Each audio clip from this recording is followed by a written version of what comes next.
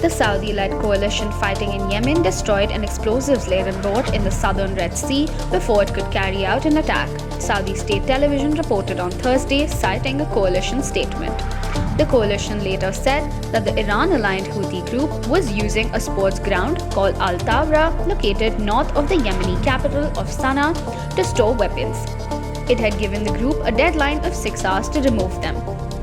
After the deadline, the Saudi-led coalition attacked a camp to which the weapons had been transferred in Sana'a, the coalition said in a statement on early Friday. According to the residents, the explosion on Friday shook Sana'a as a result of strikes by the Saudi-led coalition and added that the strikes hit a camp in Al-Zubairi Street in the center of Sana'a. The Houthis have launched repeated cross-border drone and missile attacks on Saudi Arabia since the coalition intervened in Yemen in March 2015 after the movement outs the Saudi-backed government from Sana'a. The coalition has escalated attacks on the Yemeni capital over the past month, accusing the group of storing weapons in civilian buildings.